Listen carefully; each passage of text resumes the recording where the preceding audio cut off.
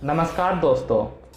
चीन को भारत से पंगा लेना अब चीन पर ही भारी पड़ रहा है, क्योंकि जब चीन की सेना लद्दाख में चालाकी से भारतीय सीमा में घुस गई थी, उसके बाद भारत की लद्दाख में मजबूत सैन्य शक्ति और लगातार अडिग रूप से सैनिकों की तैनाती के कारण चीन की सैनिकों को मजबूरन पीछे भागना पड़ा। इस कारण से चीन की पूरी दुनिया में भारी किरकिरी भी हुई।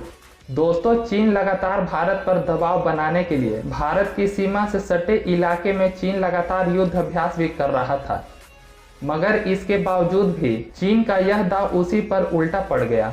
चीन की इस गलती के कारण उसे भविष्य में भारी कीमत चुकानी पड़ेगी, क्योंकि उसकी वजह से न केवल अमेरिका और भारत की दोस्ती बढ़ी, बल्कि इसके साथ ही चीन पूरी दुनिया में अलग थलग पड़ गया। जापान ने तो खुलकर भारत का समर्थन तक कर दिया।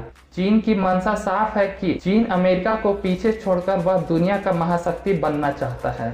इसलिए अभी तक चीन अमेरिका के साथ ही सैन्य टकराव पैदा करके अपने आप को सुपर पावर बनाना चाहता था। वहीं चीन की इस हरकत से न सिर्फ भारत और चीन के बीच वर्षों की आपसी बातचीत से पैदा हुए भरोसे को चूर चूर कर दिया है, इसके साथ ही चीन ने अपना आर्थिक नुकसान भी करवा लिया है। विश्व के बहुत सारे देश अब खुलकर चीन का विरोध भी करने लगे हैं, जिसके कारण चीन खुद के ही जाल में फंसता जा रहा है। दोस्तों, चीन के इस कदम के बाद भारत और अमेरिका एक दूसरे के काफी करीब आ गए हैं।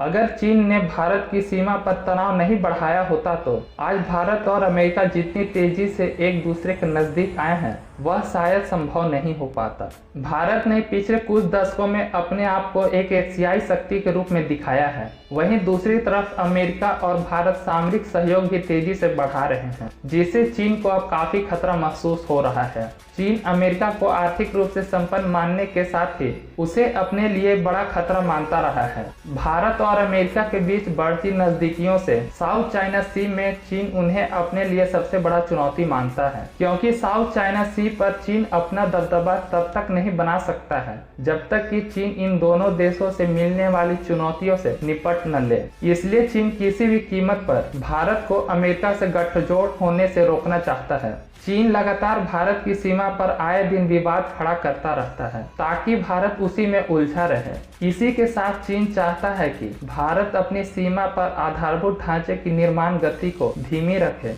जिससे कि चीन को इसका सीधा लाभ मिल सके। भारत के प्रधानमंत्री मोदी जहां भारत को विश्व समुदाय में बराबर की हैसियत दिलाने की कोशिश कर रहे हैं, वहीं चीन एशिया में अपने आप को बड़े भाई की भूमिका में देखता है। दोस्तों, इस बात से कोई इनकार नहीं कर सकता है कि चीन भारत के विश्व में बढ़ते रुतबे से घबराया हुआ है। चीन चाहता है कि जिस प्रकार 1962 के भारत चीन के बीच हुई युद्ध के बाद चीन की हैसियत पूरे एशिया में काफी बढ़ी थी, उसी की उम्मीद चीन आज भी लगाए हुए है। चीन भारत को दरकिनार करके महाशक्ति बनने का सपना देखता है, मगर इसमें चीन कभी कामयाब नहीं हो पाएगा।